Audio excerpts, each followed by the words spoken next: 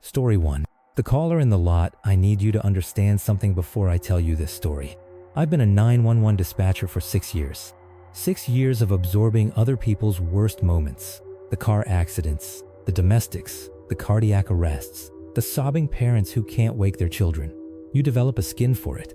Thick, calloused, almost inhuman in its density. You have to. If you cry at every call, you can't do the job. If you panic, people die. So you train yourself to be the calm in someone else's storm. I say all of that because I need you to understand how significant it is when I tell you that on a night in mid-February, in a small brick building in rural Minnesota, I was more afraid than I have ever been in my entire life. Not just professionally, in my life. I work in a rural county. When I say rural, I mean the kind of rural where the nearest gas station is 20 minutes away and cell service is a rumor. We cover an enormous geographic area with 3, count them, 3, patrol cars. On any given shift, those deputies could be scattered to opposite ends of the county, dealing with a deer strike on the highway or a noise complaint at a farmhouse 20 miles from anything. Response times are not what you'd find in a city. On a normal night, that's fine. On a bad night, that distance means everything. The dispatch center itself isn't some sleek, high-tech operation. It's a squat little annex bolted onto the back of the old town hall, a building that looks like it hasn't seen a renovation since the Eisenhower administration. The walls are cinder block, painted an institutional beige that absorbs the fluorescent light and gives everything a slightly jaundiced look. There are no windows in the main dispatch room. That's intentional. Windows create glare on the screens. To see outside, you rely entirely on the security camera feeds mounted around the building's exterior. On the graveyard shift, from 11 at night to 7 in the morning, it is almost always just me in that room. Me and the screens and the hum of the equipment and the occasional pop and crackle of static from the radio tower outside. It was mid-February. A cold snap had gripped the county so hard the trees were cracking in the night air, a sound like distant gunshots that I'd learned to ignore. The snow had been falling since noon, and by midnight the roads were treacherous. The county had called in extra sand trucks, but the drifts were winning. I'd already heard from all 3 deputies earlier in the shift. Roads are bad. Driving slow, stay safe. By 2 a.m., it had gone completely quiet. No calls, no radio traffic. The only sounds in the room were the low hum of the server fans, the ticking of the heating vent, and the distant, barely perceptible howl of wind finding the gap somewhere in the old building's frame. I hadn't had a single call in 3 hours and 17 minutes. I know the exact number because I checked the log later. 3 hours and 17 minutes of silence. At 2:14 a.m., a line blinked red on my screen. I put my headset on and clicked to answer. 911, what is your emergency? Silence, but not complete silence. That's important. I've handled enough calls to know the difference between a true deadline and a live one. A deadline has a specific quality, flat, digital, absent. This line was alive. I could hear something in the background, layered under the quiet. Wind. Vicious, howling wind hammering directly into a microphone, the way it sounds when someone is outside holding their phone up into a gale. And beneath the wind, something else. Breathing. Heavy, wet, ragged breathing. The kind that comes out of a body that has been exerting itself in extreme cold, lungs scorched by sub-zero air. Each exhale a labored plume of vapor. 911. I repeated, keeping my voice neutral. Can you hear me? Do you need police, fire, or medical? The breathing continued. The wind screamed. Nothing else. Standard protocol for silent calls is to begin the trace immediately while continuing to talk. I initiated the location request. With cell phones in this county, GPS is notoriously unreliable. The towers are spread too far apart, the terrain too flat and empty, and often what you get back is a fuzzy radius of 5 or 10 miles that tells you almost nothing useful. But this time, the system locked with unusual speed. The Phase 2 location data populated almost instantly, with an accuracy radius I almost never see out here. I looked at the map, and then I looked again, because I was certain I had misread it. The blue dot was not on the highway. It was not at a farmhouse or a side road or anywhere in the surrounding wilderness. The dot was blinking directly on top of the icon for the dispatch center. According to the GPS coordinates returned by this call, the person on the other end of the line was standing in my parking lot. I hit refresh. The dot didn't move. I refreshed again. Same result. A feeling settled into my stomach that I can only describe as wrongness. A cold, heavy, spreading wrongness, like swallowing something that shouldn't be inside you. I pulled up the security camera feeds. For cameras cover the exterior of the building, front entrance, side lot, rear staff parking, and the road approach. I clicked to the rear lot camera. The image was black and white, grainy, and half destroyed by the snow coming down so thick it looked like white noise across the feed. But through the static of the falling snow, I could see the lot. And I could see him. A figure stood in the center of the parking lot, utterly motionless. He was wearing a heavy parka with the hood pulled up, his face invisible. He stood in perhaps 4 inches of freshly fallen snow, and the snow around him was undisturbed. No footprints leading to his position, as if he had simply materialized there, though I knew logically that meant the snow had fallen to cover his tracks, which meant he had been standing there for some time, long enough for the storm to erase the evidence of his arrival. One hand was in his coat pocket, the other was raised, holding a phone to where his ear would be inside that hood. He was not looking at the building randomly. He was facing the camera, directly. He was looking at the lens like he knew exactly where it was mounted. My heart was hammering. I kept my voice professional. "Sir, I can see you on the exterior camera. You are in a restricted area. Please state your emergency." On the monitor, I watched the figure tilt his head back slowly, orienting his face upward toward the camera lens, toward me. It was a deliberate gesture, unhurried, almost theatrical in its calm. The heavy breathing through my headset stopped, completely, cut off like a switch had been thrown. And then a voice came through the line that I can still hear clearly when I close my eyes in the dark. It was calm, completely, utterly, profoundly calm. The voice of a man who had thought very carefully about this moment and was in no hurry whatsoever. "The back door isn't latching properly in the cold," he said.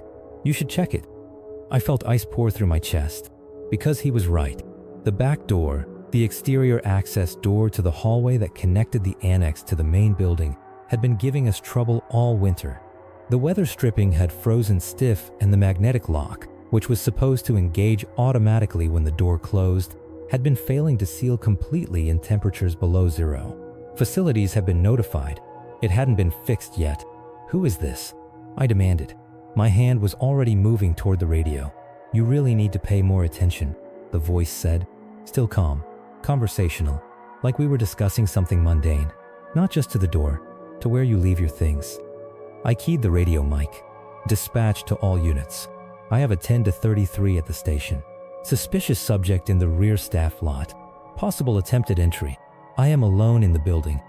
Miller's voice came back through a wash of static, deeper and more distorted than usual because of the weather interference. "Copy that, dispatch. I'm way out on County Road 9. Roads are terrible. It's going to take me at least 20 minutes to get to you." 20 minutes. I was alone for 20 minutes. I looked back at the camera monitor. The rear lot was empty. In the time I had been transmitting and listening to Miller, the figure had vanished. The snow was unbroken where he had stood. No trail, no direction, just the obliteration of his presence by the falling snow and the dark. "Sir," I said into the still open 911 line. "Nothing." Then the voice. "Don't worry about me. I'm not coming in yet." A pause. "I just wanted to make sure you were awake. I need you to listen very carefully now." "Help is on the way," I said. "They are 2 minutes out." A sound came through the line then. Low, dry, raspy, a laugh that carried no humor whatsoever. "No, they aren't." I listened to the scanner. "Miller is near the county line. There's nobody else on duty right now. You're all alone in that box." Another pause. Longer this time. "But you know who isn't alone?" I stopped breathing. "Your house," he said. "Elm Street. Blue siding. Nice porch." That was my address. My wife was home. My 6-year-old daughter was home. You leave them out of this. My voice cracked. 6 years of professional composure, and it cracked like cheap glass. "Don't you dare. My friend is parked 2 houses down," he said. "Patient. Unhurried. He's watching right now. He tells me the living room light just turned off. Your wife must have fallen asleep on the couch." A moment. "Does she know you forget to lock the garage side door sometimes?" I was already reaching for my personal cell phone with my left hand, my fingers shaking so badly I mistyped my wife's name twice before the text went through. "Lock the doors. Lock everything. Now, why are you doing this? I asked. Keep them talking. It's the first thing you learn. Keep them on the line. What do you want from me? Because you people think you can just ruin lives. The calm shattered without warning. The voice erupted, sudden, violent, the pressure of months or years of something compressed finally finding its release. You sit in your little room and you make your calls and you dispatch your police and you destroy people, and then you go home to your warm house and you forget. You just forget. And then I heard it. From behind me. From the hallway on the other side of the steel dispatch room door. The sound of the back door handle being depressed, a metallic click and the whisper of the latch mechanism, and then released. He wasn't in the parking lot. He was right outside my door. I was out of my chair before I consciously decided to move, crossing the room in 3 steps, throwing the deadbolt on the steel dispatch door with both hands. I pressed my back against the wall beside the door, chest heaving, and forced myself to look at the internal camera feed. The back exterior door was open. Snow was pouring into the hallway in horizontal sheets, the storm rushing in to fill the space. And he walked in through it, unhurried, head slightly bowed against the wind, snow cascading off the shoulders of his parka. He stepped inside and turned and let the door close behind him. It didn't latch. He knew it wouldn't. He looked up at the hallway camera, and he waved. Slow, deliberate. I told you the latch was broken, he said into the phone. I could hear his voice through the headset, and faintly, muffled but unmistakable, I could hear it through the wall. He walked down the hallway to the dispatch room door. My door. He didn't rush. He didn't try to force it or kick it. He simply walked up to it and placed his forehead against the steel, and when he spoke next, his voice was barely above a whisper, but the door conducted the sound so clearly it might as well have been in my ear. You sent the police to my house, he said. Last year, you took the call. I searched my memory desperately. Thousands of calls. Domestics, medicals, accidents, fires. I couldn't place him. I couldn't place the voice. I don't know who you are, I said through the door. I was scanning the room for anything. A fire extinguisher, a chair, anything with weight. My friend at your house. The man said, his voice shifting. He just texted me. He sees movement in the upstairs window. Your daughter's room. Don't you touch them. I wasn't shouting anymore.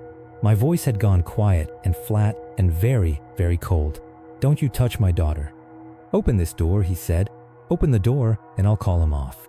If you wait for the police, he goes inside. I knew what opening that door meant. I knew it with the absolute certainty of training and instinct and the fundamental arithmetic of the situation. If I opened the door, I would not survive the next few minutes. And a dead dispatcher couldn't help anyone. They're already there, I said. Officers are at my house right now. Liar. He hit the door. Not a knock. A full-body impact, the kind that comes from a running start, and the steel frame shuddered in its mount and the deadbolt held, and I stumbled backward, and then he hit it again and again, the crashes reverberating through the cinder block walls, and I was transmitting on the radio and screaming the location, and then, dispatch, we are pulling into the lot. Miller's voice, ragged and breathless. Where is he? Hallway. He's inside the hallway. The camera feeds showed the blue and red light strobing against the snow. 2 sets of boots hit the ground running, weapons drawn, moving fast. The banging stopped. Silence on the other side of the door. Then, very quietly, almost tenderly, game over. Shouting in the hallway. Police. On the ground. Show me your hands. A scuffle. A body hitting linoleum. The sharp metallic snap of handcuffs engaging. Subject in custody. Miller, panting. We got him. I slid down the wall to the floor and sat there for a long moment with my radio in one hand and my personal phone in the other, waiting for my hands to stop shaking enough to dial. My wife answered on the first ring. She was locked in the upstairs bathroom with our daughter, both of them huddled in the dark. She'd seen my text. She was crying so hard I could barely understand her. Is there anyone outside? I asked. Did you see anyone? I heard a car, she said, right after you texted. It accelerated really fast and drove away. They found the footprints the next morning, preserved where the eave of the garage had sheltered them from the heaviest snowfall. Someone had been standing in the shadow of the garage for an extended period of time, close enough to see through the narrow gap where the garage door didn't quite seal. The police searched the area and found tire tracks 2 houses down, just where he'd said. They never identified the vehicle. His name was David. His younger brother had been arrested 8 months prior after attacking the officers I dispatched in response to a domestic violence call. The mother had been whispering, said her son was in a rage with a knife. I'd sent units with an elevated threat assessment. It escalated. The brother was convicted and sentenced to 10 years. David had spent those 8 months learning my schedule, learning my route, learning my wife's routine, learning the layout of a building he'd probably driven by 100 times until he knew it better than I did. He'd chosen the worst weather he could find, waited until the roads would slow the deputies to a crawl, and made his move. The detectives showed me the phone logs from his device, text messages between him and whoever had been standing outside my house. I read them in sequence, following the timeline, and when I reached the final message, sent 2 minutes before Miller pulled into the lot, my vision went gray at the edges. The text read, "He's not coming out. Go ahead and break the window." 60 seconds. If Miller had been 60 seconds slower on those icy roads, if he'd hit one bad patch and had to slow down, if any single variable in that night had broken differently, I don't let myself finish that thought. I've never let myself finish it. I still work dispatch. The magnetic lock on the back door was replaced the following week. I keep a loaded firearm in my desk drawer now, something that required some paperwork and some conversations with the sheriff that I'm glad I had. And when the winter storms roll in and the snow starts to pile up against the building and the radio goes quiet and the night stretches out long and still around me, I check the camera feeds more than I used to. Every few minutes. Every single feed. Old habit maybe, or maybe something else. Maybe the knowledge that the night doesn't care how many calls you've taken or how thick your skin is or how long you've sat in that room telling yourself you've seen everything there is to see. The night just waits. Story 2. He was in your seat, or let me tell you about the kind of job that doesn't ask questions. The kind of job that hands you a key card, points you at a desk behind a sheet of glass, and says, "Sit here until morning. Don't think too hard. Don't look too long at anything. Just get through the night." That was the motel, the kind of place that exists in the margins of the highway system, the places you only see when you're desperate or lost or both. It sat right off the interstate, a long flat L-shaped building with exterior corridors and a neon sign out front that had been buzzing and flickering since sometime in the early 90s. The carpet in the lobby was a dark geometric pattern that had probably been chosen specifically because it wouldn't show stains. The heating system ran on a cycle of loud clanking followed by silence, followed by more loud clanking. The whole place smelled faintly of cigarettes, an industrial cleaner, and something underneath both of those that I never identified. I worked the night shift because I needed money and because nobody else wanted it. My days were online coursework and instant noodles and bad sleep, and my nights were the desk behind the glass partition, a small monitor mounted to the wall showing the security feeds, and a drawer that contained a pepper spray canister, a flashlight, a phone book from 2009, and a laminated sheet of emergency numbers. That was my world from 11 at night until 7 in the morning. Usually, that world was very quiet. The interstate crowd who used this place were mostly truckers on long hauls who needed a few hours horizontal, or road-weary families who'd given up looking for something better. They checked in with the defeated efficiency of people who just wanted to stop moving. They paid, they took their key cards, they disappeared into their rooms. By 1 a.m., the place was always silent. But this was last Tuesday, and last Tuesday, the highway patrol had shut down I-95 in both directions. A blizzard had moved in from the north with the kind of speed that catches forecasters embarrassed. By 10 o'clock, the snow was coming sideways. Visibility on the highway had dropped to near zero, and there were already jackknifed semis blocking the on-ramps. The patrol had made the call by 11. Road closed, no exceptions, which meant no new guests were coming in. We had 3 occupied rooms out of 22. The parking lot, under its thin veil of sodium light, was empty except for the vehicles already there and the horizontal sheets of snow driving across the asphalt. I settled in for what I expected to be 8 hours of absolutely nothing. At 2 a.m., the motion sensor for the automatic front doors triggered. I looked up from my phone. The glass doors slid open on their track, and a gust of frozen air blew a small tornado of snow across the lobby floor. And he walked in. I want to describe him carefully, because the details matter and because they are not the kind of details you forget. He was enormous. Not just tall but wide, thick through the shoulders and chest in a way that made the lobby feel immediately smaller when he entered it. He was wearing a parka so heavy it looked like it could stand up on its own, the kind of serious cold weather gear you see on people who work outside in January, not the fashionable quilted coats people wear to walk from their car to the office. Snow pants, heavy insulated boots caked in ice, a scarf wrapped so many times around his lower face that I could see nothing below his eyes, nothing but the thick wool and the vapor of his breath pushing through it in steady, rhythmic clouds. The snow on him was not the light dusting you get from a walk across a parking lot. He was caked in it, buried in it, the way you look when you've been outside in a serious storm for a very long time. It was packed into the creases of his sleeves. It sat in ridges along his shoulders. The hood of the parka had accumulated so much of it that it had begun to form a solid crust along the rim, the kind of accumulation that takes at least an hour of exposure to build up like that. He had been out in this storm for a long time before he walked through my door. He came to the night window. I slid the glass panel open. "Can I help you?" "Room." Just the one word, pushed through the scarf, muffled and flat. "Sure," I said, defaulting to routine. $65 for the night. I'll need a photo ID and a credit or debit card." He didn't respond immediately. He stood at the window, and he looked at me, and I looked at him, and the only things visible above that scarf were his eyes. They were pale, light gray or very light blue. I couldn't tell in the lobby lighting, and they held an expression I couldn't immediately classify. Not hostile, not frightened, something more neutral than either of those things.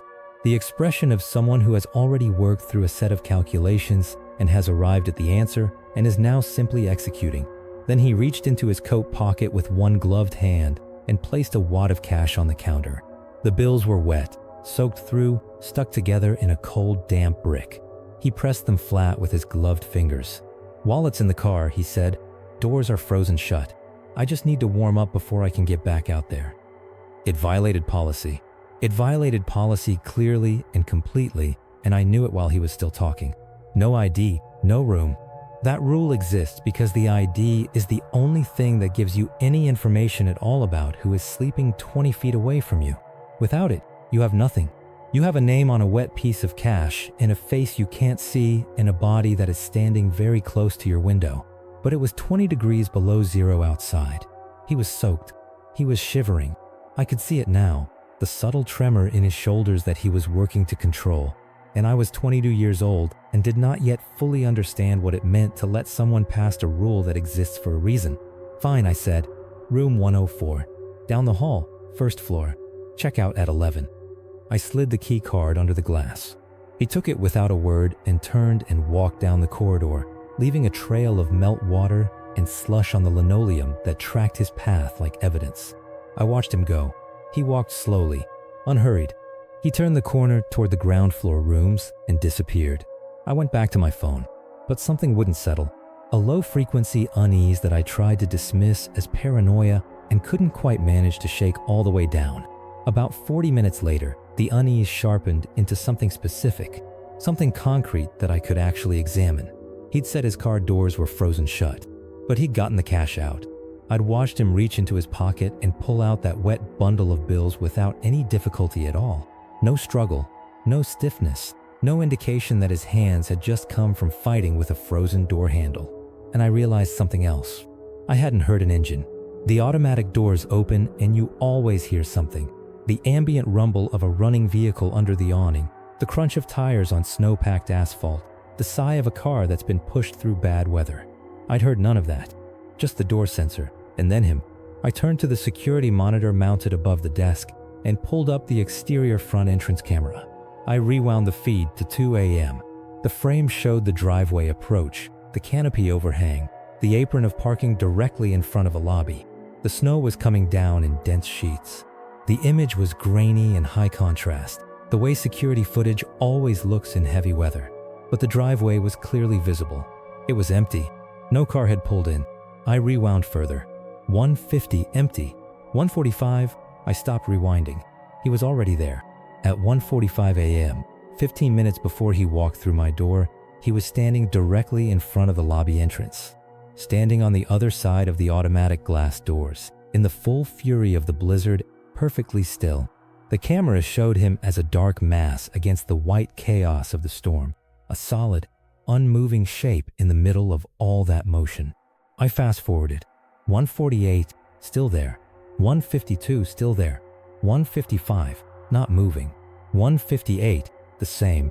2 o'clock on the dot. The door slid open and he walked in. For 15 minutes, in a blizzard, in temperatures that would give you frostbite on exposed skin inside of 10 minutes, he had stood outside those glass doors without moving. And from where he'd been standing, looking through the glass into the lit lobby, from that angle, at that position, he would have had a clear, unobstructed view of me, sitting at my desk, looking at my phone, completely unaware. He hadn't been waiting for the cold to become unbearable. He hadn't stumbled in from a broken-down car on the highway. He had been watching me, studying the layout, counting the cameras, learning my patterns. And when he'd seen enough, he'd walked in and gotten himself a room key. The cold sweat hit the back of my neck so fast it felt like someone had pressed ice against my spine. I grabbed the desk phone to call the manager.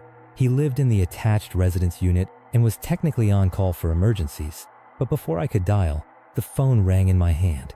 The caller ID read, Room 106. The room directly next to 104. I answered, Front desk.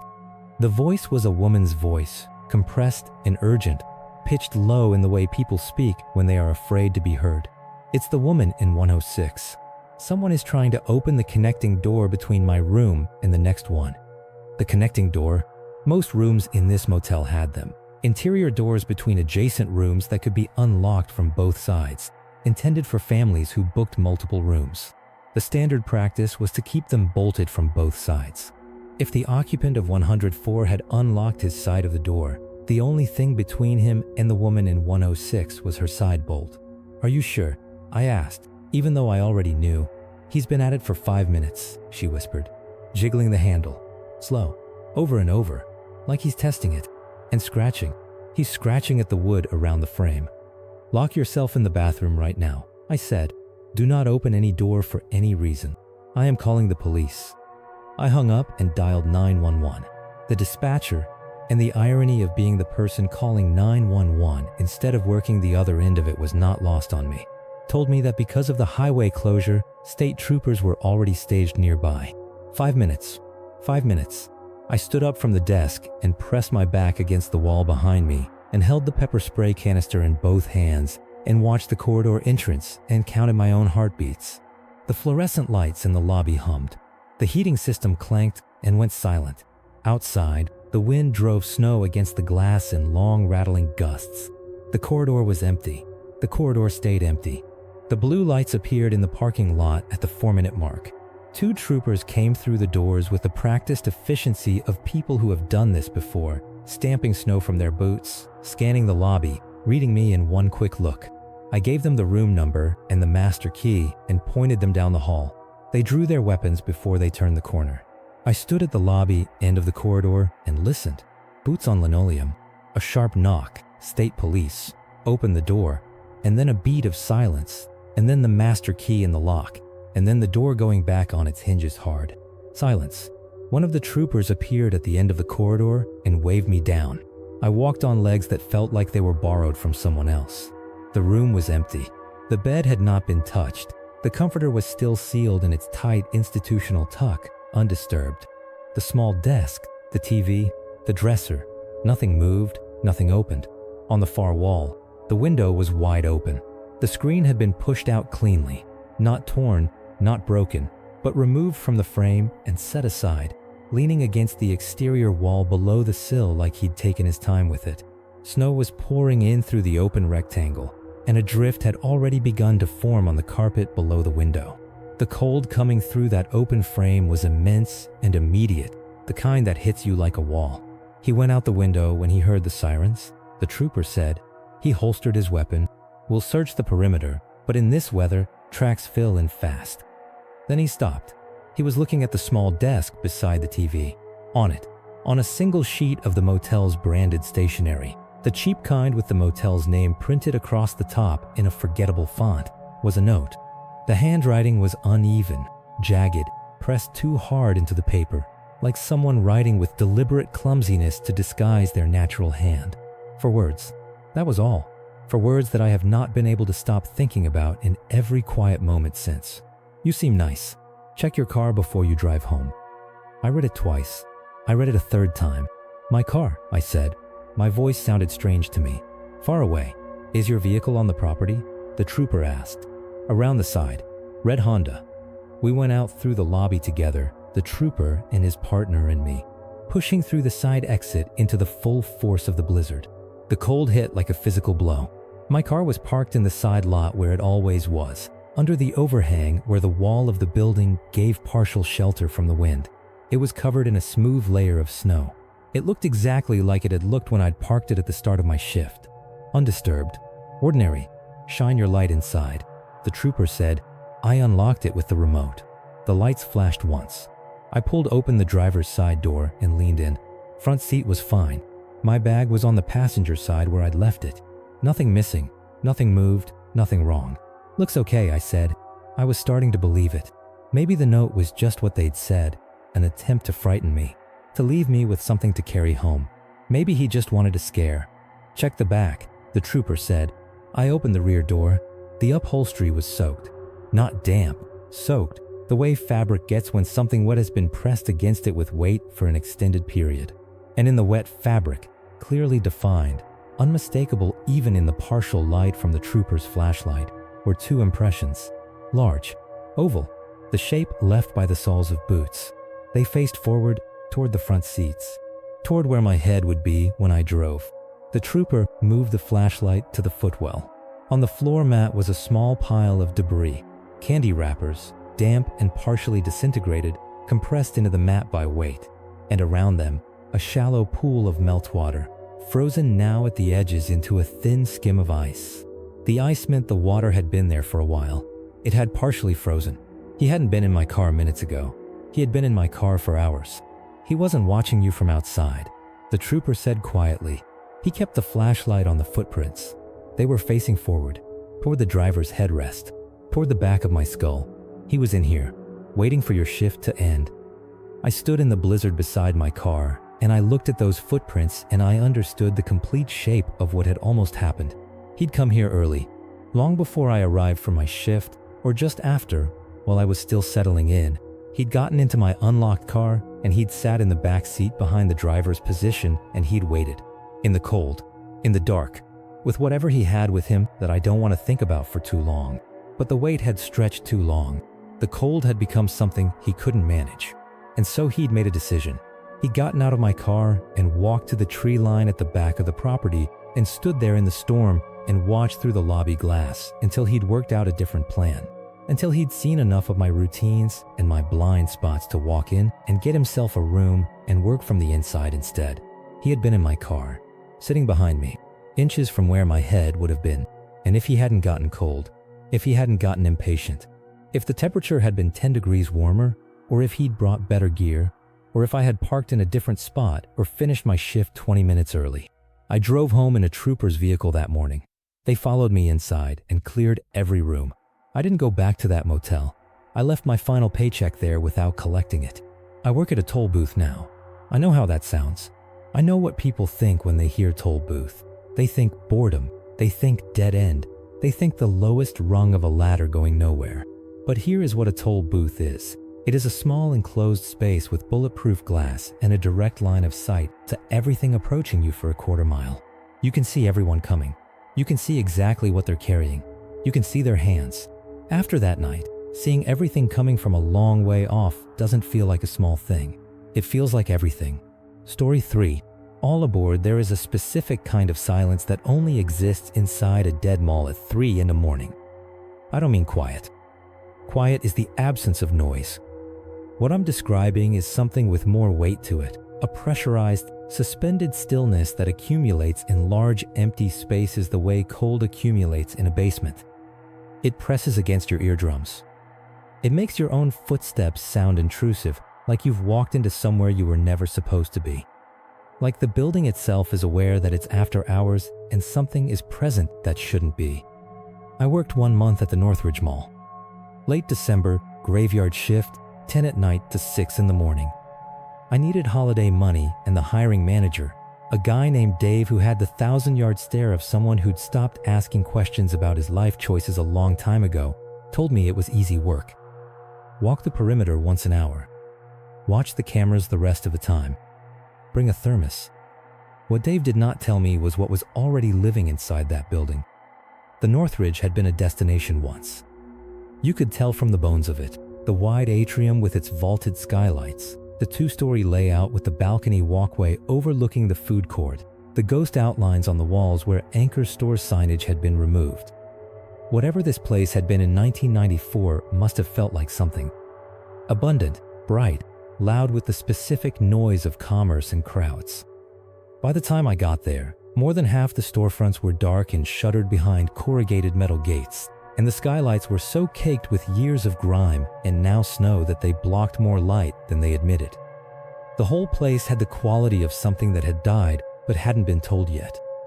Dave handed me a ring of keys and a heavy mag light, solid aircraft aluminum, about 14 inches long, the kind that could double as a weapon if it needed to, and walked me through the standard route. Fire exits. Breaker rooms. The security office, a small room off the main entrance corridor with a desk, a monitor bank for the cameras, and a door with a deadbolt. He zipped up his jacket against the cold that even the building's heating system, running at its management-mandated minimum, couldn't fully counteract. "Gets cold in here at night," he said. "Bring a thermos." "Anything I should actually worry about?" I asked. "Break-ins, maybe. Vandalism." He laughed. Not a warm laugh. "Nah, nobody wants anything from this place."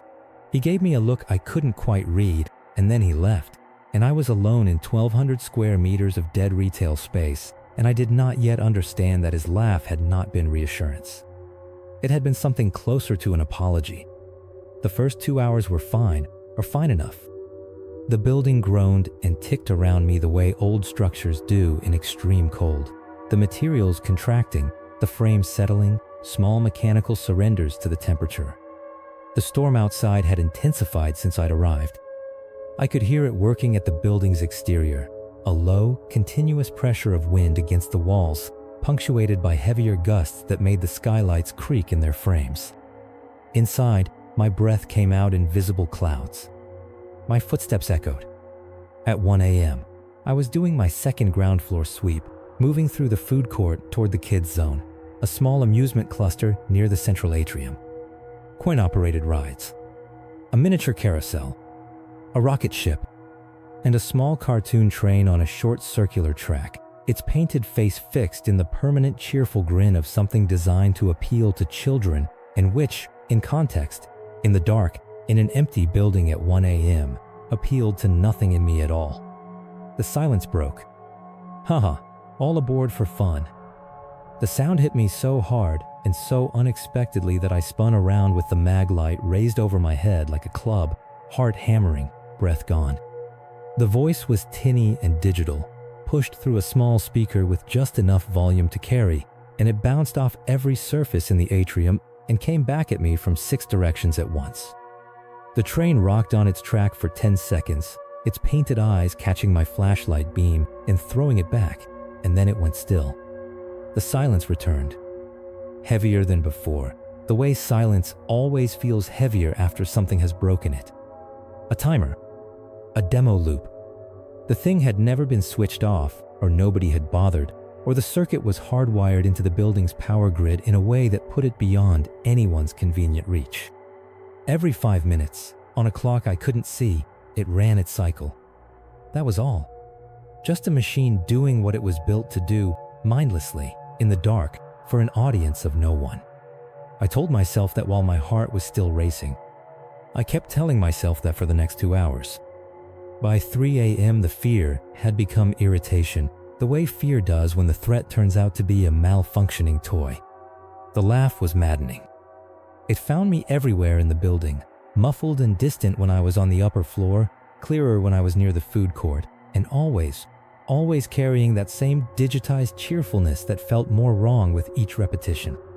I started timing it, counting the seconds between cycles, anticipating it so I wouldn't flinch.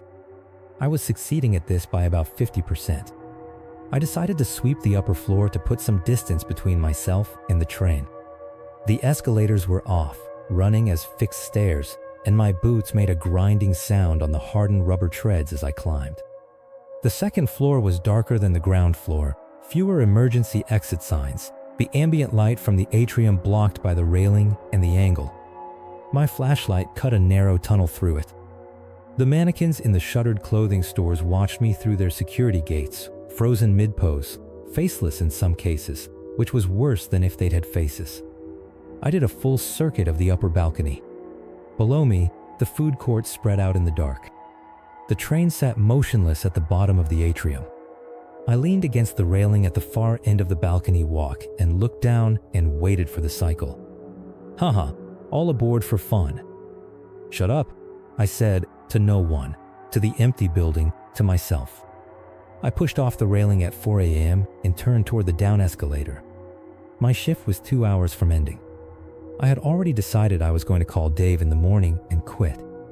The money wasn't worth the cold and the train and the weight of the silence and the mannequins. I was going to call Dave and I was going to do something else, anything else, and I was already composing the conversation in my head when I heard it. It came from the ground floor. Somewhere near the department store entrance at the far end of the atrium, maybe 50 feet from the train. Laughter. Not the machine.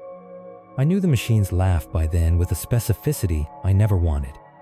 I knew its rhythm, its pitch, the precise tinny flatness of its digital reproduction. This was not that. This was organic.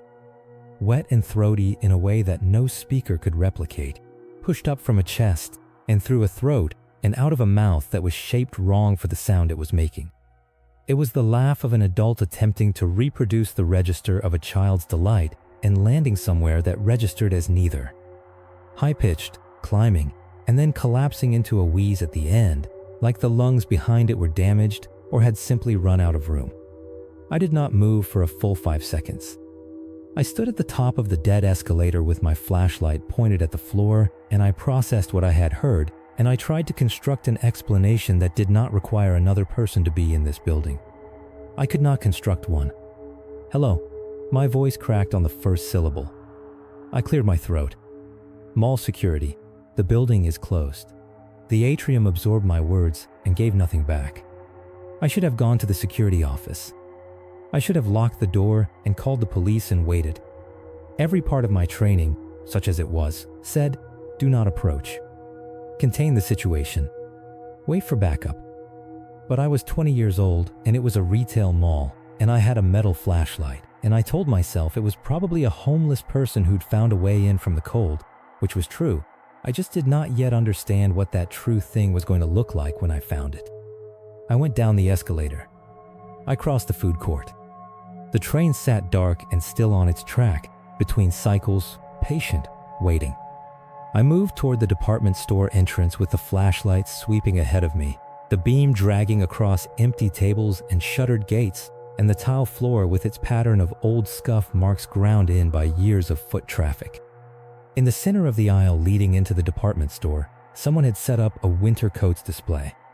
A circular rack, floor to ceiling, packed with heavy parkas and wool overcoats and down jackets in various colors. The kind of dense, layered display that creates its own interior, a cylindrical space inside the hanging fabric, dark and close. I stopped 6 feet from the rack. My flashlight was on it. 4:05 a.m., 1 minute until the next cycle. Is anyone there? I asked. My grip on the mag light had tightened until my knuckles ached. Come out. I'm not going to hurt you. You need to leave the building. From inside the coat rack, something shifted. The hangers moved, a dry metallic whisper of hooks against the rod, and the outer layer of coats swayed. Haha, all aboard for fun. The train, right behind me. I did not take my eyes off the coat rack. And overlapping the machine's laugh, from inside the fabric of the rack, rising under it, and continuing after the machine went quiet, the other laugh. The wet, climbing, wheezing laugh that had no business coming out of a human throat and that I have heard, very quietly, in the back of my mind, in the moment before sleep, almost every night since. The coats parted. Two heavy wool overcoats pushed apart from the center, slow and deliberate, and a hand emerged between them. Long fingers, filthy nails, dark with grime ground and so deep it had become part of the skin. The hand gripped the edge of one coat and pushed it aside, and he stepped out. He was in his 40s, I think. It was hard to be certain because of the condition he was in. He was wearing layers, 4 or 5 of them, mismatched and sourced from wherever a person sources clothing when they have no home and no resources, a collage of discarded things. Everything he wore was dirty. His face was smeared with something dark, grease or soot or both, applied in a way that might have been accidental or might not have been. His hair was matted in sections and stiff. He smelled like wet animal and fermented sugar and something chemical underneath both. His eyes were extraordinary. Wide, pale, reflecting the beam of my flashlight back with an intensity that suggested either that he'd spent enough time in the dark that his eyes had adapted far beyond normal, or that there was something working behind them that had long since stopped organizing the world the way most people's minds do. They were completely unblinking. He looked at me the way you look at something you have already decided about. And he was smiling. The smile was too wide. It stretched further than a smile should go, pulling the corners of his mouth back toward his ears in a way that exposed his teeth and the pale tissue of his gums. Yellow teeth, large and uneven, with gaps. The smile did not reach his eyes. His eyes held no expression at all. The smile was just a thing his face was doing, independent of any emotion, a mask he had put on because he had learned that this was what faces were supposed to do when they encountered other faces. "The train is funny," he said. His voice was rough and unused, the voice of someone who had not spoken aloud to another person in a very long time. He said it with complete sincerity, like he had been waiting here for a while and had been thinking about the train and had arrived at the conclusion that it was funny and wanted to share this. "Sir," I said. My voice was steady. I was proud of that later. "You need to leave. You can't be in this building." His head moved. Slow, tilting to the left, further than felt natural, the way a dog tilts its head when it hears a sound it can't identify. His eyes stayed on me. The smile stayed. He did not otherwise move. "It's cold outside," he said. "I know, but you can't stay here. I need to call the police." The smile dropped. Not faded, dropped instantly, like a switch had been thrown, the way expressions move on faces that are not fully connected to the emotional systems that are supposed to drive them. What replaced the smile was nothing. A flat, total blankness that was somehow worse than anything he had shown me yet. "No police," he said. He stepped out of the rack. All of him. And he was tall, much taller than I'd registered when only part of him was visible, and he unfolded as he stepped out, shoulders rising to their full width, and in his right hand, which had been concealed by his sleeve and by the hanging coat beside him, I saw what he was holding. Fabric shears. The heavy kind, with long blades and wide handles, used for cutting through multiple layers of thick material. Easily 8 inches of blade. They were open slightly, the way you carry scissors when you want them ready. The train behind me. Haha, all aboard for fun. He moved at the exact moment the machine spoke, as if the sound were a trigger, not running, but throwing himself forward in a controlled lunge, faster than his size suggested he could move, crossing the distance between us in a way that bypassed my ability to react properly. I swung the mag light on pure instinct. The heavy aluminum cylinder connected with his shoulder, a solid, meaty thud that should have dropped most people, and he barely registered it. His arms swept across in front of him, and I felt the shears catch my jacket, the blades punching through the outer layer and the insulation and stopping only when they met the inner lining, pulling a long, ragged tear across the right side of my torso. Not skin. Not yet.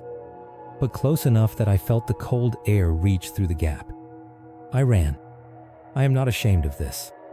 There is a version of this story where I stand and fight, and it ends very differently, and that version of me does not get to tell this story to anyone.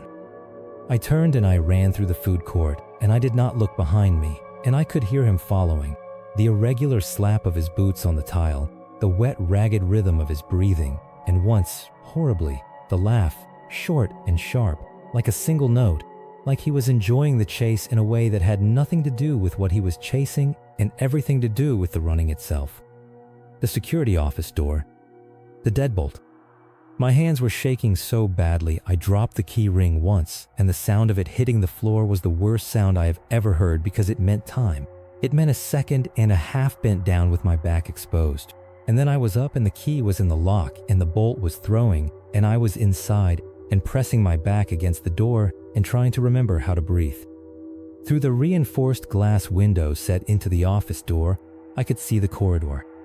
For several seconds, nothing. Then he emerged from the dark at the far end of the hall, walking now, unhurried, that terrible economy of movement again. He came to a stop approximately 10 feet from the door. He looked at me through the glass with those wide, unblinking, reflective eyes. He raised the shears in his right hand. He opened and closed them slowly. The blades caught the corridor light. Then the smile came back. That too wide, disconnected, mechanical smile. And he laughed.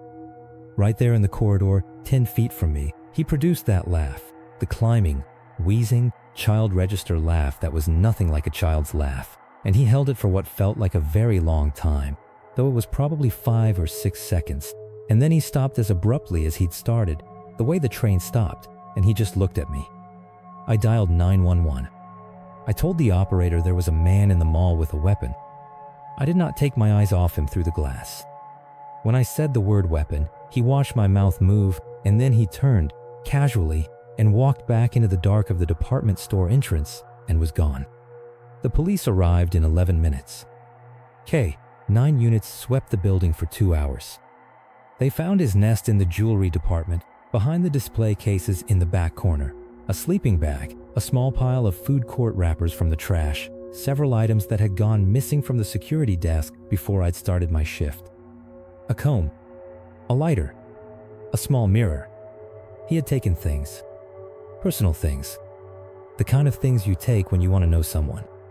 They found the point of entry at the back of the building, a delivery door near the old cinema, the kind with a push bar on the inside and a flush exterior surface on the outside that requires a tool to open from outside. It had been pried, carefully, with something thin and strong. The damage was old. The rust at the edges of the scratches had had time to develop. He had been inside that building for days, maybe longer. The detective I spoke with the next morning was careful in his language. Probably a drifter, he said. Probably looking for somewhere warm. It gets cold, and these old malls have vulnerabilities, and sometimes people exploit them. It happens more than you'd think. He said probably. He said likely. He kept his eyes slightly off mine when he said these things, the way people do when the explanation they're offering is technically possible but doesn't fully account for all of the facts in front of them. He didn't explain the shears. He didn't explain the smile, or the way the man had moved, or the things taken from the security desk, or the laugh, or the fact that when you looked at him, he gave you the absolute and total and unambiguous impression of someone for whom the line between people and objects had dissolved so completely that he no longer noticed it was supposed to be there. I didn't ask the detective to explain these things. I already had my explanation, and it was enough. He had been inside the building with me all night, moving through it in the dark, listening to the train, watching me make my rounds from somewhere I couldn't see. And at some point, sitting behind those coat racks, or crouched in the dark behind a gate, or watching from the upper balcony while I walked below, he had laughed to himself. Quietly, or so he'd thought. Just a small release of something. The train was funny, after all, and I had heard it. I quit the next morning. I collected nothing. I drove home in the growing dawn light, and I sat in my car in my own driveway for a while before I felt ready to go inside. And even inside, I kept the lights on, and I checked each room, and I did not sleep well for quite some time after that. I work at a toll booth now. I know how that sounds. But at a toll booth, the glass is between you and everything outside it, and everything comes at you from one direction, and you can see it coming from a long way away, and there is nothing behind you, and no one has the keys. I have learned to value these things.